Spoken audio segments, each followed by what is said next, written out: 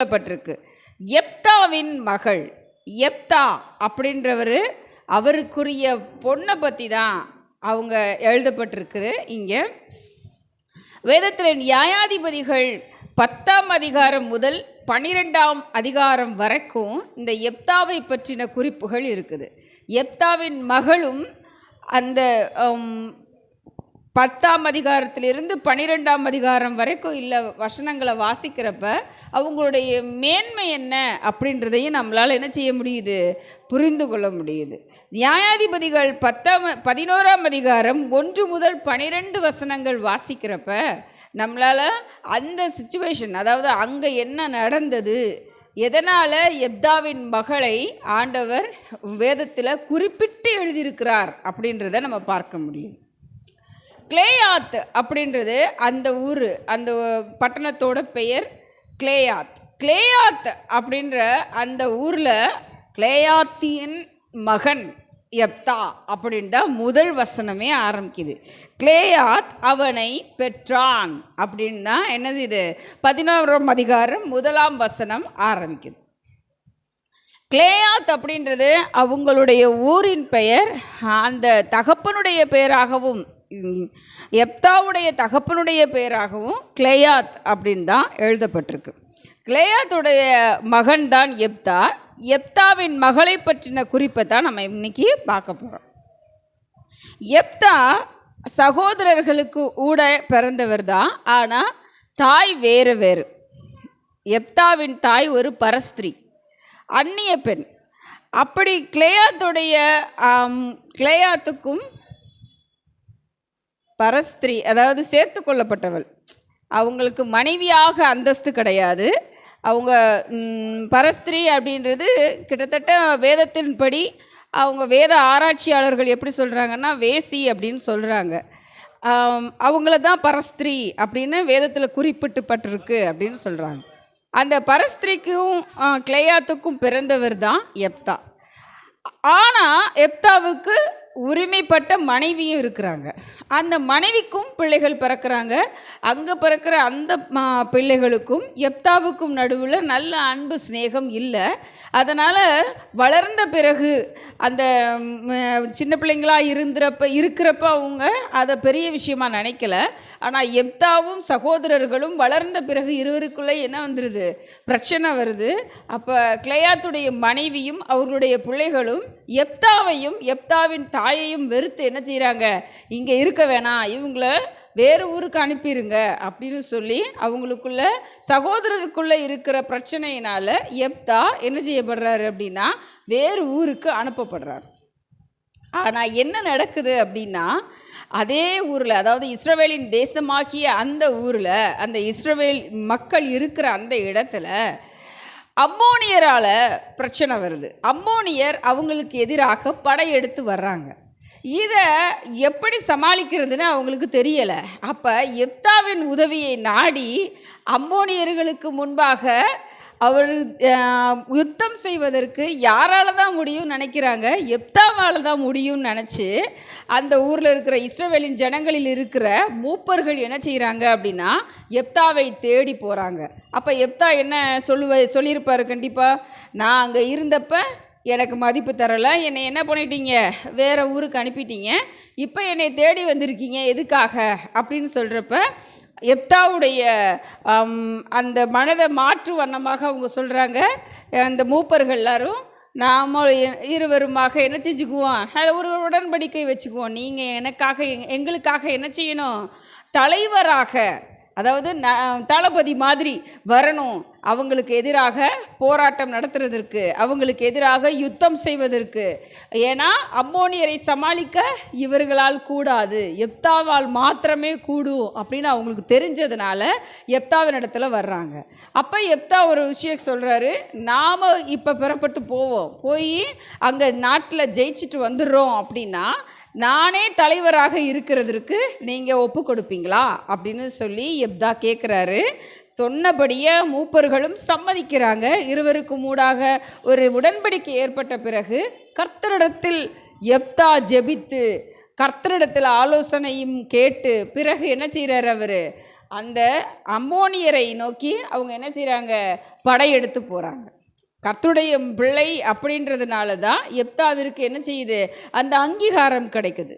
எப்தா அங்கே இருந்து கிளம்புறப்ப ஒரு விஷயம் சொல்கிறார் ஆண்டவரிடத்துல, ஆண்டவரே நான் இப்போ போருக்கு போகிறேன், உமக்கும் எனக்குமான உடன்படிக்கை என்ன அப்படின்னா, இந்த போரில் நான் வெற்றி பெற்று திரும்பும் நேரத்தில் வாசற்படியில் நான் யாரை பார்க்குறேனோ, எதை பார்க்குறேனோ, அவர் யாரைன்னு கூட சொல்லலை, எதைன்னு சொல்கிறாரு. 11ஆம் அதிகாரத்தில் 30ஆம் வசனம், என் வீட்டு வாசற்படியில் எனக்கு எதிர்கொண்டு வருவது எதுவோ அதை நான் என்ன செய்கிறேன், உங்களுக்கு தகன பலியாக செலுத்துகிறேன் ஆண்டவரே அப்படின்னு சொல்லிட்டு என்ன பண்ணிட்டாங்க, அங்கேருந்து கிளம்பி போருக்கு போயிட்டாங்க. எப்தா சென்று அந்த வெற்றியும் அடைந்து திரும்பி வருகிறார். எப்தா வெற்றி பெற்றுட்டாரு அப்படின்னு தெரிஞ்ச உடனே நாடே, இஸ்ரவேலின் நாடே என்ன செய்யுது, ரொம்ப சந்தோஷம் அடையுது. அந்த வெற்றி கொண்டாட்டத்தை கொண்டாடுறதுக்காக காத்திருக்கிறாங்க எல்லாரும். எப்தா உள்ளே வர்றாங்க. வந்த உடனே அந்த நாட்டில் இப்போ என்னது, பெரிய கொண்டாட்டம். இப்போ அவர் எப்தா உள்ளே நுழைஞ்ச உடனே முதல்ல அவருக்கு எதிர்கொண்டு வருவது யார் அப்படின்னு பார்த்தா எப்தாவின் மகள். எப்தாவின் மகள் முன்னாடி வந்து அப்பா ஜெயிச்சிட்டாங்க, எவ்வளோ சந்தோஷமாக இருக்கும். அப்பாவை வாழ்த்து வண்ணமாக, அப்பா ரொம்ப சந்தோஷம்ப்பா நீங்கள் ஜெயிச்சிட்டிங்க அப்படின்னு சந்தோஷமாக ஓடி வர்றாங்க. அவங்க எதிர்கொண்டு வந்தது மகள்னு பார்த்த உடனே எப்தாவுக்கு இப்போ எப்படி ஆயிடுச்சு, நாம் எதிர்கொண்டு வருவதை தான் என்ன செய்யணும்னு சொன்னோம், ஆண்டவருக்காக பலியிடணும்னு சொன்னோமே, ஆனால் எதிர்கொண்டு வர்றது என்னுடைய மகளாயிற்றே அப்படின்னு சொல்லி வருத்தப்படுறார். ஏன்னா எப்தாவுக்கு அந்த ஒரு பொண்ணை தாண்டி பிள்ளைகள் இருந்ததாக வேதத்தில் இல்லை. அப்போ அந்த பிள்ளையையும் பலி நான் செலுத்தணுமே நினச்சி ரொம்ப வருத்தப்பட்டு அவர் நிற்கிறப்ப மகள் கேட்கிறா, ஏன்பா வருத்தமாக இருக்கீங்க அப்படின்னு சொல்லி. அப்போ எப்தா இந்த விளக்கத்தை சொல்கிறாரு, நான் உடன்படிக்கை செய்திருக்கிறேனே, நான் திரும்ப வர்றப்ப எது எதிர்கொண்டு வருதோ அதை நான் என்ன செய்வேன், பலி கொடுப்பேன்னு சொல்லியிருக்கேனே அப்படின்னு மகளிடத்தில் எப்தா சொல்கிறாரு. சொன்னது போல் என்ன நடக்குது, அங்கே பலி செலுத்துவதற்கு என்ன செஞ்சுருக்கணும், கண்டிப்பாக ஆயத்தப்பட்டிருக்கணும் இல்லை. ஆனால் மகள் சொல்கிறாரு, ஒரு 2 மாதம் எனக்கு ஒரு இடைவெளி கொடுங்க, நான் என் தோழியரோடு சென்று என் கண் இமைக்காக நான் என்ன செய்கிறேன், போய் அந்த மலை தேசத்தில் போய் நான் கொஞ்ச நாள் ஒரு 2 மாதம் நான் சந்தோஷமாக சமாதானமாக இருந்துட்டு வரேன், அதுக்கப்புறமேட்டுக்கு என்னை நீங்கள் பலியாக கொடுங்கப்பா அப்படின்னு சொல்லி செல்ல மகள் கேட்குறப்ப அப்பா என்ன சொல்லலை, இல்லைப்பா நீ போகாதன்னு சொல்லலை, போயிட்டு வாமான்னு அனுப்பி வைக்கிறாரு. அந்த பொண்ணு 2 மாதம் சென்று திரும்பி வந்த பொழுது 11ஆம் அதிகாரம் 36ஆம் வசனத்திலே அந்த பொண்ணுக்கு சொன்ன வார்த்தை இருக்கிறது, உம்முடைய வாயிலிருந்து புறப்பட்டபடியே எனக்கு செய்யும் அப்படின்னு 36ஆம் வசனத்திலும் 37ஆம் வசனத்தில் நிமித்தம் துக்கம் கொண்டாட எனக்கு 2 மாதம் தாங்க அப்படின்னு சொன்னதும் 39ஆம் வசனத்தில் அவன் பண்ணியிருந்த தன் பொருத்தனையின்படி அவளுக்கு செய்தான், அவள் புருஷனை அறியாதிருந்தாள் அப்படின்னு சொல்லியும் வேதத்தில் எழுதப்பட்டிருக்கு. வேதத்தின்படி, இந்த எழுத்துக்களின்படி எப்தா தான் பொருத்தனையை செலுத்தினான் அப்படின்னு தான் எழுதப்பட்டிருக்கு. 40ஆவது வசனத்தில் வருஷந்தோறும் இந்த மக்கள், இஸ்ரவேலின் மக்களில் உள்ள பெண்கள் என்ன செய்வாங்களாம், போய் 4 நாள் புலம்புவது இஸ்ரவேலிலே வழக்கமாயிற்று அப்படின்னு போட்டிருக்கு. இதுதான் வேதத்தின்படி சத்தியம். ஆனால் வேத ஆராய்ச்சியாளர்கள் எப்படி சொல்கிறாங்க அப்படின்னா, ஒருவேளை எப்தா மகளை பலி கொடுப்பதற்காக ஆயத்தப்படுத்தியிருக்கலாம், ஆனால் நம் தேவன் மனுஷரை பலியாக வாங்குவது இல்லை. ஏன்னா ஆபிரகாமின் தேவன் தான் எப்தாவுக்கும் தேவன்.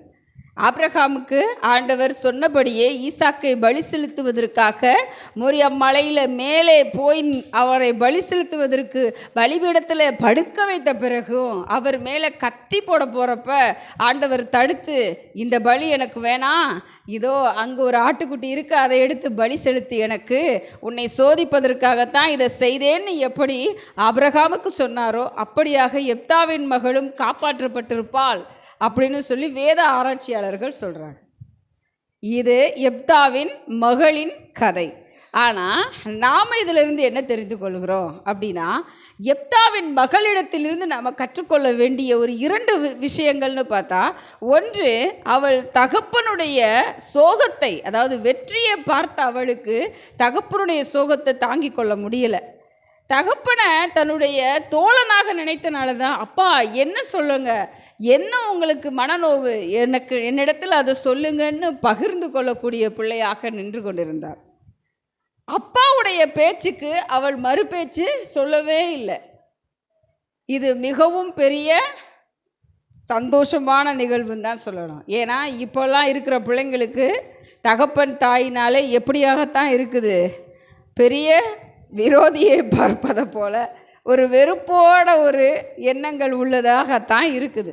ஆனால் எப்தாவின் மகள் நமக்கு கற்றுக் கொடுக்கிறது, அப்பா சொன்னால் சரியாகத்தான் இருக்கும். ஏன்னா அவர் கர்த்தரிடத்தில் இருந்து வாக்கு பெற்றவர், கர்த்தருக்கு வாக்கு கொடுத்தவர். இதை நினைத்து தான் அவங்க அந்த தகப்பனை மதிக்கணும் அப்படின்ற ஒரு விஷயம் எப்தாவின் மகளிடத்தில் வந்தது. நாமும் கூட கர்த்தரிடத்தில் நம்மளுடைய தகப்பன் உறவாய் இருக்கிறார் அப்படின்னா, நம் தகப்பனுக்கு எப்படிப்பட்ட ஒரு அந்தஸ்து கொடுக்கணும், அப்பா சொன்னால் சரியாக தான் இருக்கும் அப்படின்ற ஒரு அந்தஸ்தை கொடுக்கணும். உன்னை பலி செலுத்து அப்படின்னு சொல்லி நிற்கிறப்ப தகப்பனிடத்தில் ஆண்டவர் பேசியிருக்கலாம், அதுக்கப்புறம் வேணாம் எனக்கு இந்த பலின்னு சொல்லியிருக்கலாம், பலி செலுத்தப்படாமல் போயிருக்கலாம், அது யூகங்கள். ஆனால் பலி செலுத்தும்படியாக அவள் நின்ற பொழுதிலும் கூட தன்னை ஒப்பு கொடுத்தார். தன்னை ஒப்பு கொடுப்பது அப்படின்றது எல்லா பிள்ளைங்களுக்குள்ளேயும் இருக்கணும். ஏன்னா எனக்குன்னு ஒரு விருப்பம் இருக்கும், ஏன் விருப்பத்தை நீங்கள் கேட்க மாட்டீங்களா? இதுதான் எல்லா பிள்ளைங்களுடைய விஷயமாக இருக்குது. ஓ விருப்பம் இல்லை, என்னை படைத்தவங்க, என்னை பெற்றெடுத்தவங்க அவங்க தான், அவங்க சொன்னால் சரியாக தான் இருக்கும், அவங்க நம்ம நல்லதுக்கு தான் சொல்லுவாங்கன்ற எண்ணம் பிள்ளைகளுக்குள்ளே வரணுன்றது இந்த எப்தாவின் மகள் நமக்கு கற்றுக் கொடுக்கும் பாடமாக இருக்கிறது. அப்படியாக நாமும் கூட வேதத்தை படிக்கிறவர்களாக மாத்திரமல்ல, அதை ஆராய்ச்சி செய்கிறவர்களாக மாத்திரமல்ல, அதன்படி நம்மளை திருத்திக் கொள்கிறவர்களாகவும் இருப்போம். ஆமென்.